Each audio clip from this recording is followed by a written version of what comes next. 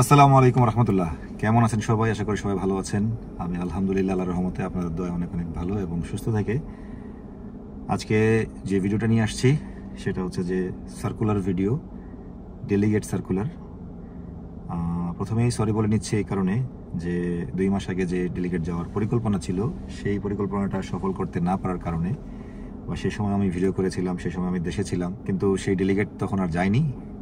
তারপরে 2 মাস পরে হলেও অবশ্যই ডেলিগেটটা যাচ্ছে বাংলাদেশে।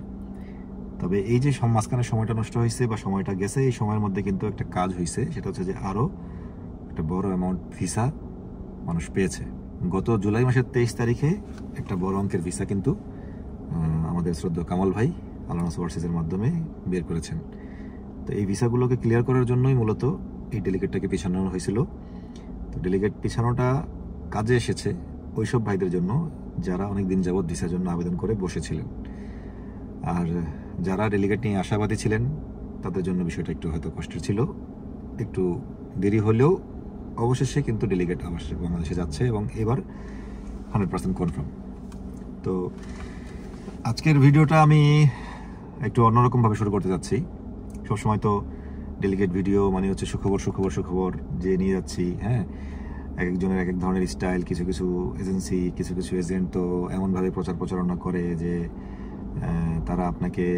তারাই একমাত্র দুবাই ট্যাক্সির ডেলিগেট নিচ্ছে, তারাই একমাত্র সম্ভব দুবাই ট্যাক্সির ভিসা দেওয়া, তারা ছাড়া আর কেউ কাজ করতে পারবে না এবং তারা বেস্ট, তারা সেই, হ্যাঁ, এই ধরনের অনেক কিছু তারা এরকম এজেন্সিগুলো আছে। তো যাই হোক, আসলে বিষয়টা হচ্ছে যে আমি কিছু অন্যরকম কথা দিয়ে আজকে ভিডিওটা শুরু করতে চাই। সেটা হলো যে আমরা মানব জাতি, আমাদের সবারই, ওই মানুষ জাতির মধ্যে আমিও পড়েছি, ঠিক আছে, সবারই আমাদের মধ্যে একটা লোভ লালসা কাজ করে এবং অলসতা কাজ করে এবং শর্টকাটে রাতারাতি বড়লোক হওয়ার যে রাস্তা খোঁজা বা রাস্তা, এটার নেশা কাজ করে, যার কারণে আমরা প্রতিনিয়ত ধোঁকা খাই, প্রতারিত হই এবং অনেক টাকা পয়সা থেকে শুরু করে অনেক সময় আমাদের নষ্ট হয়। তো বিষয়টা হচ্ছে এরকম যে যদি আপনাকে বা আমাকে কেউ বলে যে তুমি আজকে আমাকে 1 লাখ টাকা ইনভেস্ট দাও, আমি তোমাকে মাসে 10,000 টাকা লাভ দিব। ব্যাংকে যদি আমি 1 লাখ টাকা রাখি তাহলে আমার মাসে আসতেছে 800 থেকে 900 টাকা। সেখানে কেউ যদি আমাকে 10,000 টাকা দেয় তাহলে তো অনেক টাকা, তাই না? প্রবলেমটা হয়ে যায় এইখানেই যে আমরা এই টাকাটা লোভে পড়ে যাই, যার কারণে এই ধরনের প্রতারিত বিষয়গুলোতে আমরা বেশি আকৃষ্ট হই। আবার কেউ যদি আমাকে এমন কোনো স্কিম বোঝায় যে স্কিমে কাজ করলে, যেভাবে কাজ করলে শর্টকাটে বড়লোক হওয়া যাবে, 1 লাখ টাকা 3 লাখ হয়ে যাবে, 3 লাখ টাকা 5 লাখ হয়ে যাবে, হ্যাঁ, তো এরকম যদি কেউ বোঝায় তাহলে সেগুলো আমরা খুব বেশি আগ্রহী হই। মানে হলো আমরা মানব জাতি, আমরা চাই যে আমরা কোনো কষ্ট করব না, কোনো পরিশ্রম করব না, জীবন যুদ্ধে অংশগ্রহণ করব না, কিন্তু আমরা সফল হতে চাই। আমাদের অনেক টাকা চাই, অনেক বাড়ি গাড়ি চাই বা অনেক কিছু চাই, হ্যাঁ, এই ধরনের প্রবলেম। এটা হচ্ছে যে একটা সমস্যা। আবার আমাদেরই একটা সমস্যা আছে যে আমরা যেই থালে খাই সেই থাল ফুটো করি। মানে বোঝানোর জন্য বলতেছি, ফর এক্সাম্পল, যদি আমাদের জন্য কেউ কিছু করে বা কোনো কোম্পানি কিছু করে, আমরা ওই ব্যক্তিকেই খারাপ করে ফেলি। হ্যাঁ, কেউ আমার জন্য কিছু করছে, 2 দিন পরে দেখা গেল যে ওই ব্যক্তিটাই আমার কাছে খারাপ হয়ে গেল। সে যে আমাকে একটা উপকার করলো সেটা আমি ভুলেই গেলাম, উল্টা আমি তাকে দোষী করে দিলাম। কোনো একটা কোম্পানি বা কোনো একটা প্রতিষ্ঠান আমার জন্য কিছু করার চেষ্টা করলো, 2 দিন পরে সেই প্রতিষ্ঠানটাই আমার কাছে খারাপ হয়ে যায়। এই কথাগুলো বলার মানে হচ্ছে যে দুবাই ট্যাক্সি এমন একটা কোম্পানি, যে কোম্পানি আপনাকে জিরো থেকে একটা স্কেল তৈরি করে, হ্যাঁ, ফর এক্সাম্পল এই যে আমি আজকে এই যে লিমোজিনে বসে আছি, আমার গায়ে সুন্দর ড্রেস, হ্যাঁ, আমি একটা আরামের জব করতেছি। আমি সোহাগ যখন 3 বছর আগে এখানে আসি, আমি কি ছিলাম? জিরো ছিলাম, আমার মধ্যে কিছুই ছিল না। ইভেন আমি ভাবতাম, ভয় পাইতাম যে দুবাই শহরে গিয়ে আমি কি করব, হ্যাঁ, এত হাই স্পিডের রাস্তা, হ্যাঁ, চালানো সম্ভব কিনা, লাইসেন্সটা পাবো কিনা, হ্যাঁ, ব্যর্থ হব কিনা, সফল হইতে পারবো কিনা, এখানে আমি 2টা পয়সা কামাইতে পারবো কিনা, আমার লাইফটাকে চেঞ্জ করতে পারবো কিনা, বা আমার যেই আর্থিক অবস্থান সেটাকে আমি পরিবর্তন করতে পারবো কিনা, এই ধরনের অনেক প্রশ্ন আমার মধ্যে কাজ করছে। কিন্তু সেই জিরো আমাকেই কোম্পানি আজকে এই সোহাগে পরিণত করছে। এখন বলতে পারেন যে আমার ইচ্ছা শক্তি, আমার চেষ্টা, আমার পরিশ্রম আমাকে এখানে নিয়ে আসছে। কিন্তু মাধ্যমটা কি?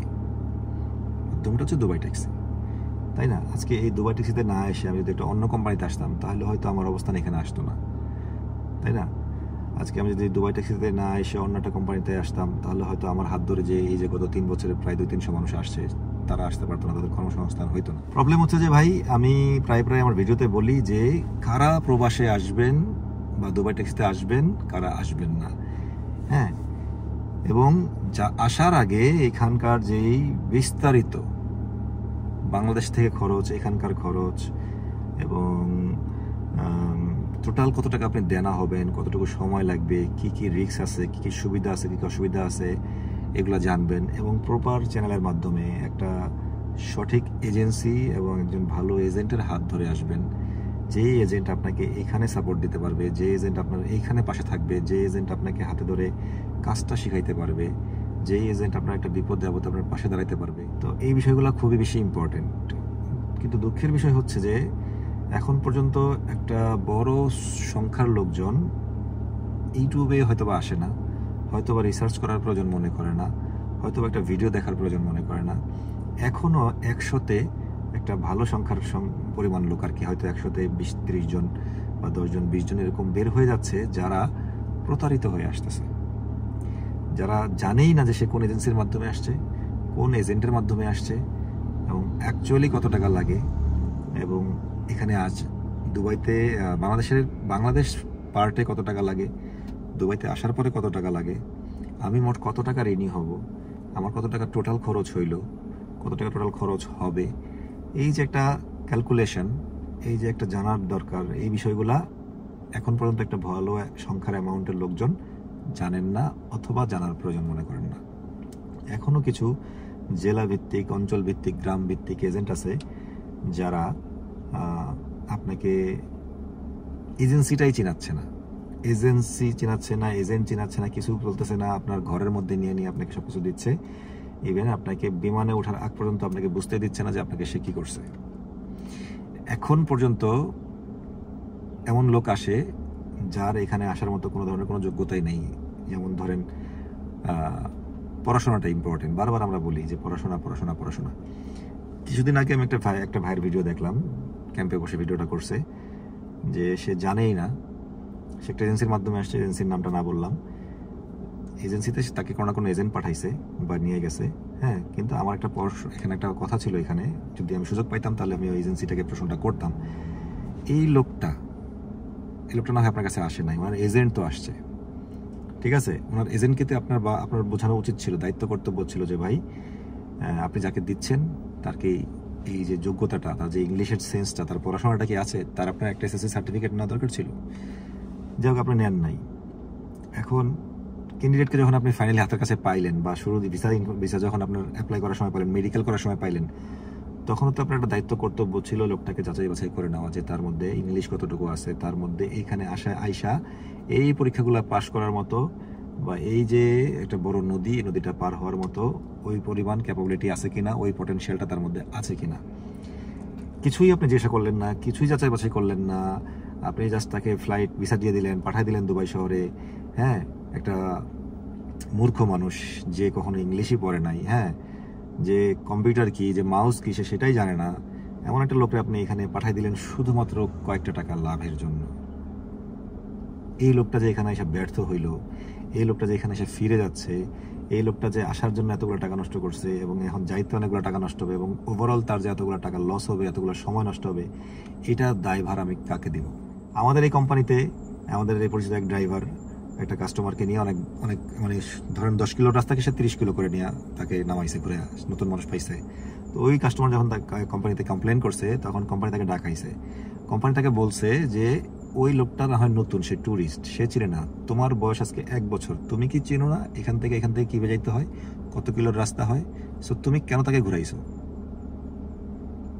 ওকে, তো বিষয়টা হচ্ছে এরকম, ওই এজেন্সিটা এটা উচিত ছিল, বা এখনো যারা দুবাই ট্যাক্সি নিয়ে কাজ করতেছেন বা এই ডেলিগেটে কাজ করবেন, যদি কেউ আমার এই ভিডিওটা দেখেন, তাদের কাছে আমার অনুরোধ থাকবে বিনীতভাবে যে ভাই প্লিজ দয়া করে 2টা টাকার জন্য মানুষের ক্ষতি করবেন না, মানুষের জানমালের ক্ষতি করবেন না, মানুষের মানুষকে উপকার করতে না পারেন, মানুষের কোনো ধরনের কোনো ক্ষতি করার চেষ্টা করবেন না। টাকা আজকে আছে কালকে নাই।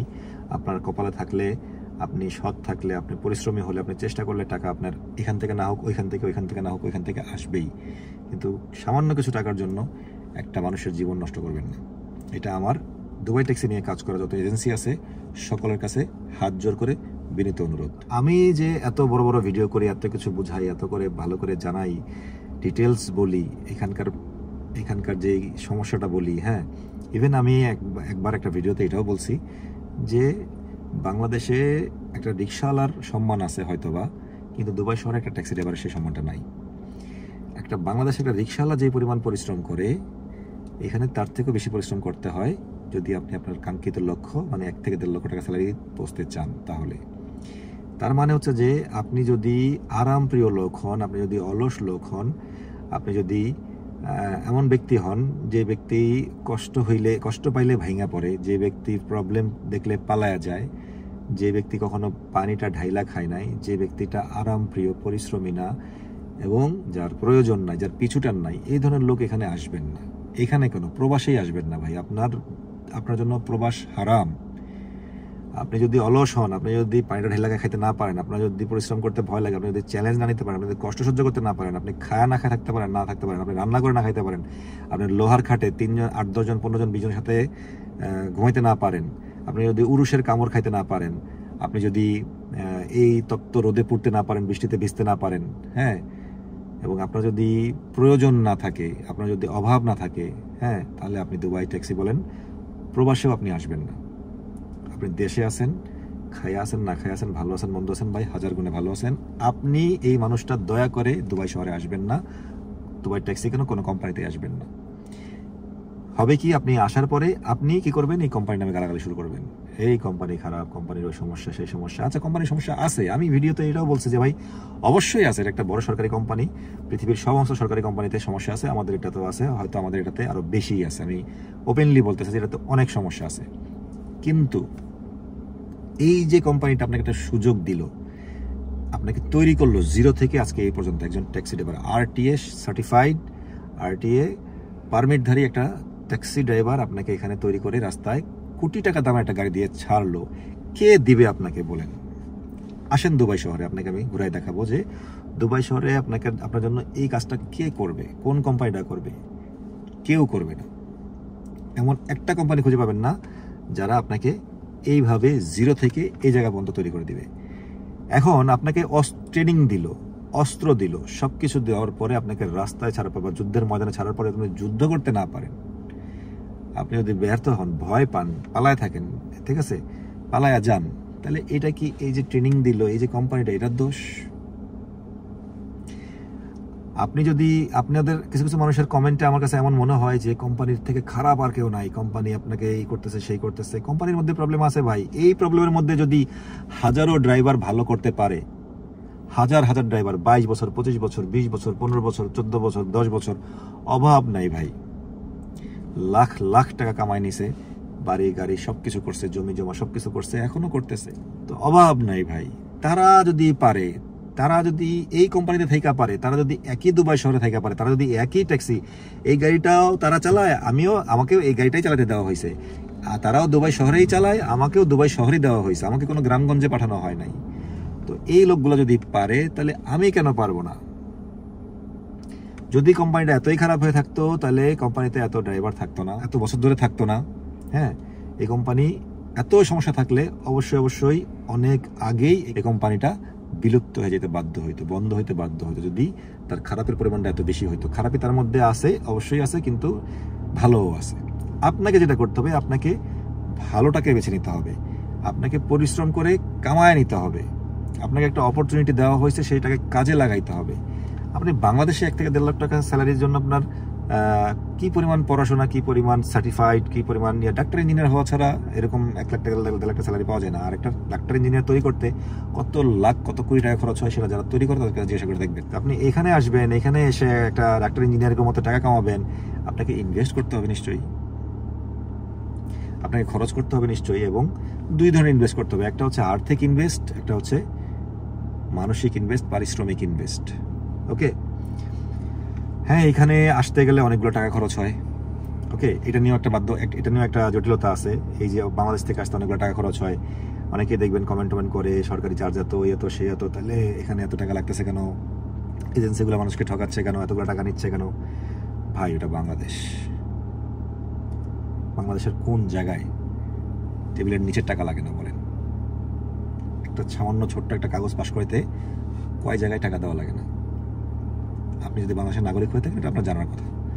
তো শুধু কাগজে কলমে যে টাকাটা আসে, সেই টাকাটা কিন্তু ফাইনালি হয় না, ওই টাকাটা বেড়ে কয়েক গুণ হয়ে যায়, কারণ এই টাকার বাইরেও বহুত টাকা থাকে। আমি বাংলাদেশের কথা কি বলবো, আমি দুবাই শহরের কথা বলি। দুবাই শহর বাংলাদেশ থেকে অনেক আগায়। এই দুবাই শহরে পর্যন্ত আপনি যদি কারোর কাছ থেকে একটা রিসিট চাইতে যান, সে আপনাকে আসতে বলবে যে রিসিট দেওয়ার দরকার নাই, কার্ডে পেমেন্ট করার দরকার নাই, তাতে শুধু 5% ভ্যাট যাবে সরকারের কাছে, আপনি ক্যাশ দেন।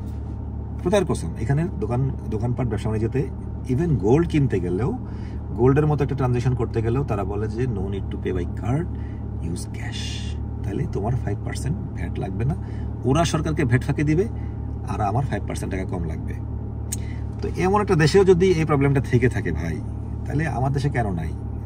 তো আশা করি আমার এই কথাটার মানে বুঝতে পারছেন, যে বাংলাদেশে কাগজে কলমে যেটা শো করা হচ্ছে, সেটার বাইরেও অনেক খরচ, অনেক ঝইঝামেলা, অনেক কিছু করার পরে অনেক রিকোয়েস্ট, অনেক তদবির, উপরে নিচে হেন তেন হাবিজাবি, এটা দিয়ে খুশি করা, ওটা দিয়ে খুশি করা, হাতে পায়ে ধরা, দিনের পর দিন যাওয়া। এরপরে একটা জিনিস তৈরি হয় ভাই, এরপরে একটা অপরচুনিটি আসে, এরপরে একটা সুযোগ আসে। তো এই হচ্ছে বিষয়। বাংলাদেশের যে অ্যামাউন্টটা কাগজে কলমে শো হয় এবং ফাইনালি যেটা নেওয়া হয়, এটা নিয়ে মাথা ব্যথা হওয়ার কিছু নাই। কারণ হচ্ছে আপনাকে বলে নেওয়া হচ্ছে, আপনাকে দেখায় নেওয়া হচ্ছে, জানায় নেওয়া হচ্ছে। আপনি দেখে আসতেছেন, যাই না আসতেছেন, শুই না আসতেছেন, বুঝে আসতেছেন, সেই আপনি আইসা এখানে আবার আইসা বলতেছেন যে বাংলাদেশ থেকে এত টাকা কাগজে কলমে, আবার আমাদের কাছ থেকে এতগুলো টাকা নেওয়া হয়েছে। হ্যাঁ বাবা, আপনার কি জোর করে পাঠানো হয়েছে? আপনার গলায় পাড়া দিয়ে টাকাটা নেওয়া হয়েছে? আপনাকে জানানো হয়েছে, আপনি চাইছেন আসবেন, তাই আসছেন। আপনাকে তো ঘর থেকে যে টেনে নিয়ে আসি নাই, কোলে করে নিয়ে আসি নাই, কিডন্যাপ করে নিয়ে আসি নাই, তাই না? ভালো লাগছে দেখে তো আসছেন, প্রয়োজন মনে হয়েছে দেখে তো আসছেন। তা আসার পর আপনি কেন এই ধরনের কথাবার্তা বলতেছেন? যদি আপনাকে না জানায় আনা হয়, তাহলে আমরা অপরাধী। যদি জানায় আনি, তাহলে ওকে। এবার আসেন, এখানে আসার পরে যে লাইসেন্সের টাকাটা, এটা নিয়ে আমি একটা ভিডিওতে কথা বলছি। এর আগে কোম্পানি লাইসেন্সের টাকাটা বহন করতো। আমাদের মতোই কিছু অকৃতজ্ঞ বাঙালি, অকৃতজ্ঞ মানুষ এতগুলো টাকা দিয়ে যখন কোম্পানি লাইসেন্সটা করে দেয়, লাইসেন্সটা পাওয়ার পরে আমরা কোম্পানির সাথে যোগাযোগ করি না, লাইসেন্সটা নিয়ে পালায় যাই, ক্যান্সেল করে ফেলি, এদিক চলে যাই, সেদিক চলে যাই, বা অনেক কিছু। তো এই কোম্পানিটা তো স্কুলে টাকাটা ফুল পে করে দেয় ভাই। এতগুলো টাকা আপনার পিছনে বাংলা টাকায় 2 লাখ, 2.5 লাখ, 3 লাখ টাকার মতো ইনভেস্ট করার পরে যদি আপনাকে দেশে কামাই করতে না পারে, একটা কোম্পানি একটা লোককে কেন আনে, কেন ভিসা দেয়, কেন তাকে থাকতে দেয়, কেন তাকে খাইতে দেয়, কেন তাকে তৈরি করে এতগুলো সময় নিয়ে? কারণ কোম্পানিটা চায় যে এই লোকটা আমার জন্য কিছু করুক, আমার জন্য সে আমার এই গাড়িটা নিয়ে রাস্তায় নামুক, 2 টাকা ইনকাম করুক, সে 2 টাকার মধ্যে 1 টাকা রাখুক, 1 টাকা আমাকে দেখ। এটাই তো। আপনি একবার নিজেকে ওই কোম্পানির মালিকের জায়গায় বসায় দেখেন না। আপনার কাছেও কি এটা মনে হবে যে আমি একজনকে আনলাম, তার পিছনে টাকা নষ্ট করলাম, লাইসেন্স করে দিলাম, আর সে পালাই গেল, আর আপনি এটা মেনে নেবেন? যাই হোক, এটা এরকম হওয়ার কারণে এই লাইসেন্সের ব্যাপারটা বন্ধ করে দেওয়া হয়েছে। লাইসেন্সের টাকাটা কোম্পানি দিচ্ছে না। তবে এই ডেলিগেটে এটা সুখবর যে বাইকের জন্য, মোটরসাইকেলের জন্য লাইসেন্সের টাকাটা আবার কোম্পানি, এটা আমাদের শ্রদ্ধেয় কামাল ভাই বহু কষ্ট করে এটা অ্যারেঞ্জ করছে শুধুমাত্র আপনাদের জন্য। তো যারা বাইকে আসবেন, তাদের এই টাকাটা, লাইসেন্সের টাকাটা আপাতত নিয়ে আসতে হচ্ছে না, স্যালারি থেকে কাটাইতে পারবেন। আর যারা ট্যাক্সিতে আসবেন, তাদের ভাই এই লাইসেন্সের টাকাটা নিয়ে আসতে হবে। ওকে। এবং এখানে আসার পরেও আপনার visa, medical, ID, status change, এই ট্রেনিং, ওই ট্রেনিং, হ্যাঁ, এই পরীক্ষা, ওই পরীক্ষা, এই মেডিকেল, সেই মেডিকেল, এই ধরনের বহুত কিছু আছে যেগুলো আপনাদেরকে এখন বললে বুঝবেন না। আমি আপনাকে সহজে বোঝানোর জন্য বললাম। এই সার্ভিসগুলোর জন্য আপনি কিছু টাকা কোম্পানির কাছে দেনা হবে। ওকে, কারণ এখানে কোনো কিছুই ফ্রি না ভাই। এই কোম্পানি আপনাকে 1 গ্লাস পানি খাওয়ালে সে টাকাটা রেখে দিবে, কারণ ওনারা ফ্রি পায় না, ওনাদেরকে ওই পানিটা কিনতে হয় টাকা দিয়ে। তো যাই হোক, আপনি এখানে এসে কত টাকা দেনা হবেন এবং এখানে যে থাকবেন, খাইবেন, কয় মাস সময় যাবে, সেটা আপনার উপর ডিপেন্ড করে। আপনি যদি দ্রুত লাইসেন্স পেয়ে যান, তাহলে অল্প কদিন থাকতে হইলো। যদি আপনি লেট করে লাইসেন্স পান, তাহলে আপনার অনেকদিন থাকতে হইলো। এই বিষয়গুলো ক্যালকুলেট করে আপনি টোটালি কত টাকা দেনা হবেন, এগুলো আপনি জানবেন, বুঝবেন, হিসাব নিকাশ করবেন। পরিবারের সাথে, ওয়াইফ থাকলে ওয়াইফের সাথে পরামর্শ করবেন, বাবা মা থাকলে তাদের সাথে পরামর্শ করবেন, তাদেরকে জানাবেন যে দেখো আমার ভিসা পাইতে এতটুকু সময় লাগবে, আমার এবং যাওয়ার পরে আমার লাইসেন্স পাইতে এতটুকু সময় লাগবে, এবং লাইসেন্স পাওয়ার পরে আমার গাড়ি পাইতে এতটুকু সময় লাগবে, গাড়ি পাওয়ার পরে আমার কাজ শিখতে এতটুকু সময় লাগবে। ওভারঅল আমি এতগুলা সময় বেকার থাকবো, এই দেশে কোনো ইনকাম করতে পারবো না, এটা আমার ট্রেনিং পিরিয়ড। টাকা তো যাবেই, টাকা যাকে যে দিচ্ছে তাকে বলবেন যে আমি এই টাকাটা আপনাকে আগামী 1 বছরের মধ্যে দিতে পারবো না, 1 বছর পর আমার ইনকাম শুরু হবে, তখন থেকে আমি দিতে পারবো। ঠিক আছে? প্রয়োজন আমি সবাইকে বলি যে কখনোই সুদে টাকা নেবেন না। ব্যাংক ঋণ তো ভালো, ব্যাংক ঋণ মোটামুটি ভালোই বলা চলে। এমন কিছু টাকা আছে যেগুলো আপনার প্রচণ্ড প্রবলেম ক্রিয়েট করে, লাইক সুদের টাকার মতো আর কি। এগুলো কখনো নিতে যাবেন না, প্রয়োজনে আসবেন না, কিন্তু এই ধরনের টাকাগুলো নেবেন না। আত্মীয় স্বজনের কাছে ধার করেন, বাবাকে, মামাকে, চাচাকে, খালাকে বলেন যে আমাকে 50,000 টাকা দাও, 1 লাখ টাকা দাও, হ্যাঁ আমি 1 বছর পর থেকে টাকাটা শোধ করা শুরু করবো। এইভাবে বলে আনলে আপনার টাকা সুদ বাড়বে না এবং ওনারা আপনাকে সময় দিবে, তাই না? তো এটা হচ্ছে বিষয়। আবার এটাও বলে দিয়েছিলাম আমি একটা ভিডিওতে যে একজনের কাছে বড় অঙ্কের টাকা না চাইয়া 10 জনের কাছে ছোট ছোট করে চান। ঠিক আছে? চাইলে একটা সময় দেখবেন যে অনেকগুলো টাকা হয়েছে, ব্যবস্থাটা হয়েছে। তো এইভাবে কষ্ট করে আসবেন। তো আশা করি সবাই বুঝতে পারছেন। যারা ট্যাক্সিতে আসবেন এইবার এই ডেলিগেটে আগামী 14 এবং 15 সেপ্টেম্বর, তাদের জন্য, ট্যাক্সিওয়ালাদের জন্য লাইসেন্সের টাকা নিয়ে আসতে হবে, বাইকওয়ালাদের লাইসেন্সের টাকাটা আনতে হবে না, কোম্পানি বহন করবে। বাট আপনাকে জানতে হবে যে আমার বাংলাদেশ পার্টে কয় টাকা লাগতেছে, দুবাই আসার পর আমি কয় টাকা ঋণী হব, এবং ওভারঅল টোটাল কয় টাকা খরচ হচ্ছে আমার, এবং সময়ের যে ব্যাপারটা, বাংলাদেশে কতটুকু সময়, দুবাইতে কতটুকু সময়, হ্যাঁ ওভারঅল কতটুকু সময়, এই সব কিছু আপনাকে ভালো করে জেনে বুঝে এবং পারিবারিকভাবে আলোচনা করে তারপরে এই পথে পা বাড়াবেন। এবং অবশ্যই আপনার যদি প্রয়োজন থাকে, আপনার যদি পিছুটান থাকে, আপনার যদি দরকার থাকে, আপনি যদি দরকারি হন, অভাবী হন, পরিশ্রমী হন, তাহলেই আসবেন। অযোগ্য লোক আসবেন না ভাই। ওকে? অযোগ্য লোক এখানে এসে টিকতে পারেন না। শুধু নিজে ব্যর্থ হইয়া নিজের ব্যর্থতা ঢাকার জন্য এই কোম্পানির বদনাম করতে থাকেন। যাই হোক, আমার ভিডিওটা আজকে একটা সার্কুলার ভিডিও হওয়ার পরেও আমি এই কথাগুলো বলাটা খুব জরুরি বলে মনে করছিলাম, তাই আপনাদেরকে এই কথাগুলো বললাম। মূল কথাটা হচ্ছে আজকের ভিডিওর যে ডেলিগেট, আলহামদুলিল্লাহ অবশেষে আগামী 14 এবং 15 সেপ্টেম্বর বাংলাদেশে ডেলিগেট যাচ্ছে। এখানে একটা কনফিউশন অনেকের কাজ করবে, এটা একটু আমি ক্লিয়ার করে দিই যে আপনারা এক এক জায়গায় এক এক প্রচার প্রচারণা দেখতেছেন, আপনাদের সামনে এক এক এজেন্সির এক এক রকম অ্যাড সামনে আসতেছে বা ভিডিওগুলো সামনে আসতেছে, দেখতেছেন যে এক একজনের ডেট এক এক রকম। ঠিক আছে? এটা খুব ভালো করে মাথায় করে রাখবেন যে ডেট অনুযায়ী এজেন্সি ভিন্ন হবে। আল আনাস ওভারসিজ 14 এবং 15, এটা মাথায় রাখবেন। যদি আল আনাস ওভারসিজের কোনো এজেন্টের মাধ্যমে আসতে চান বা আল আনাসের মাধ্যমে আসতে চান, তাহলে আপনার ইন্টারভিউ ডেট হচ্ছে 14 এবং 15।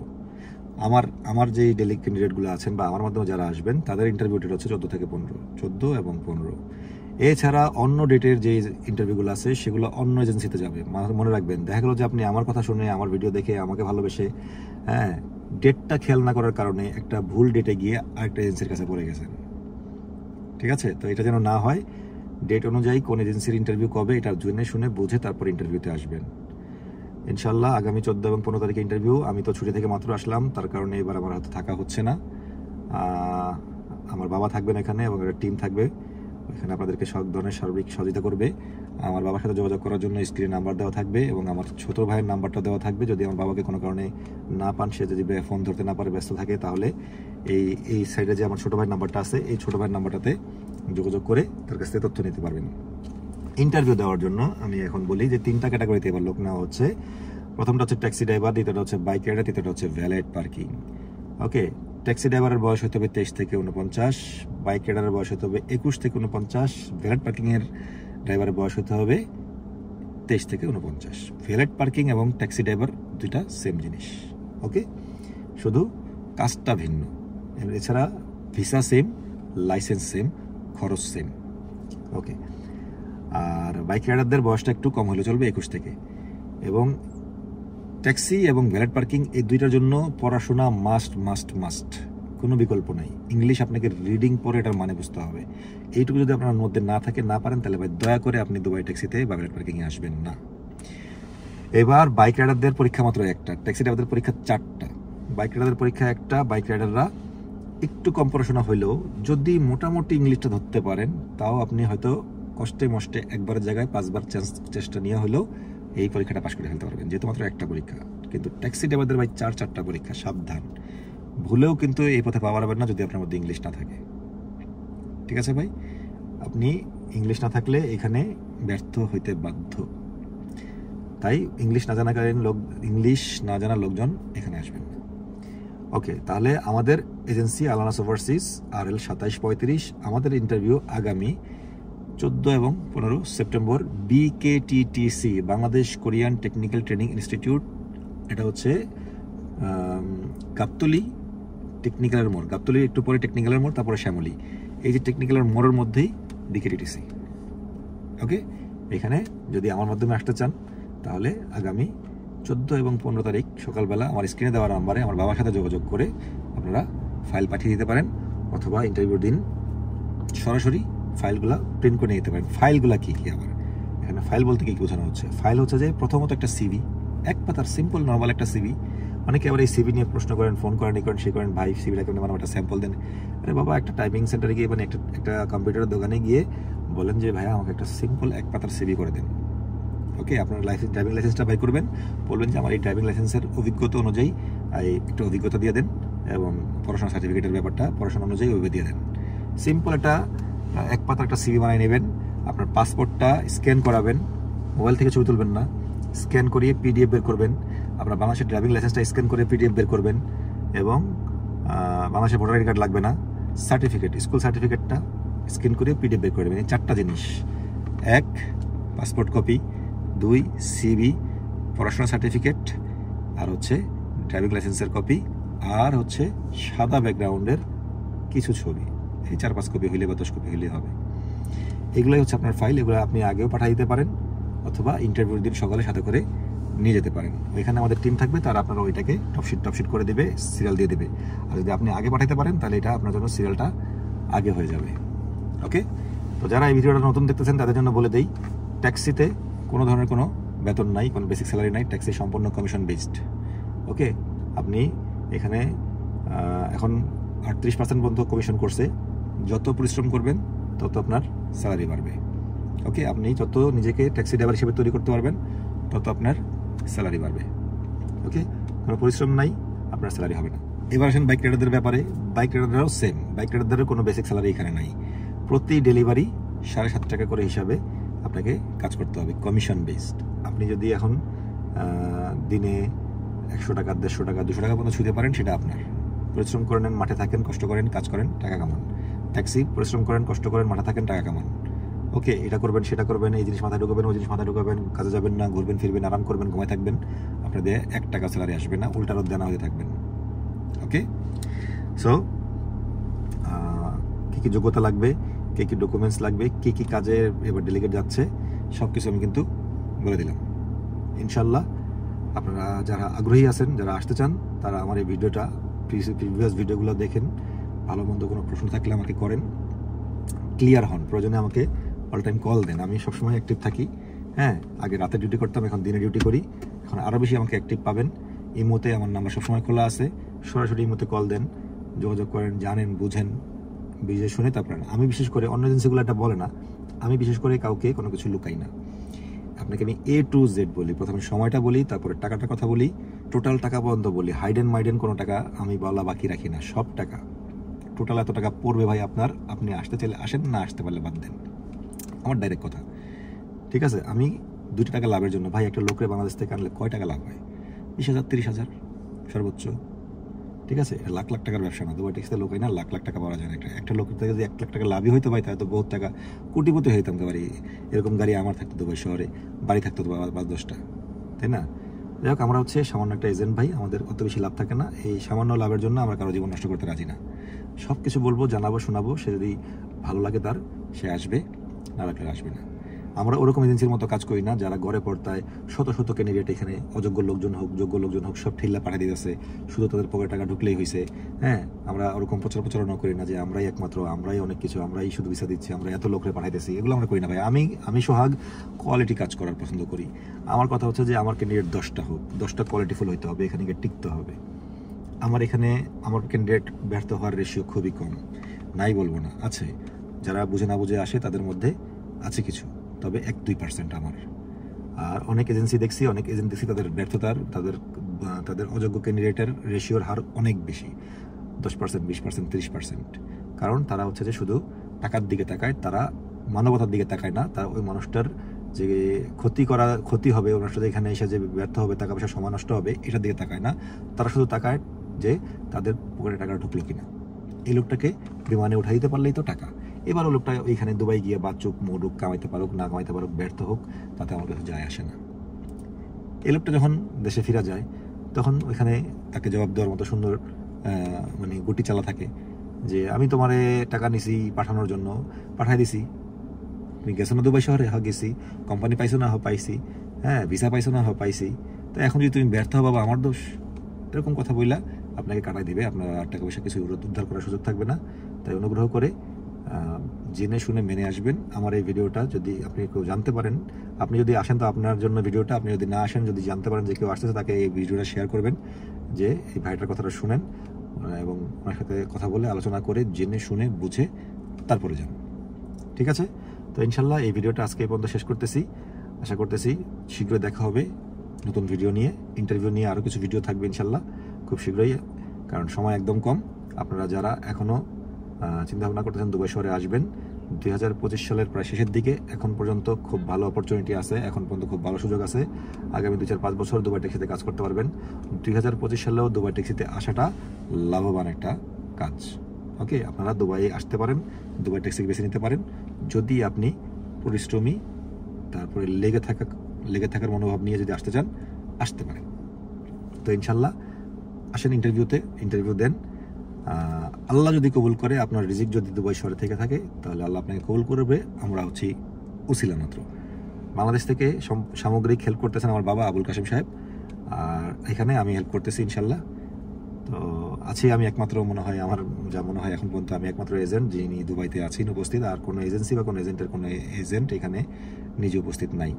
তো বাকিটা আপনারা একটু দেখে শুনে বুঝে নেবেন যে আসলে কার কাছে যাওয়াটা ঠিক হবে, কার কাছে যাওয়া ঠিক হবে না, কার কাছে গেলে সে আমাকে হেল্প করবে, কার মাধ্যমে গেলে সে আমাকে হেল্প করবে না। হ্যাঁ, ওইখানে আমি গেলে বিপদে পড়লে কে আমাকে সাপোর্ট দেবে, ওইখানে আমি কাজ না বুঝলে কে আমাকে কাজ শেখাবে, এই ক্যালকুলেশনগুলো একটু বুঝে, হ্যাঁ, 10-20 হাজার টাকা লাভের জন্য একটা ভুল এজেন্টের মাধ্যমে আসবেন না, এতে প্রতারিত হবেন, কষ্ট পাবেন। ওকে, তো ইনশাল্লাহ দেখা হচ্ছে পরবর্তী ভিডিওতে। ততক্ষণ পর্যন্ত সবাই ভালো থাকুন, সুস্থ থাকুন। আসসালামু আলাইকুম রহমতুল্লাহ।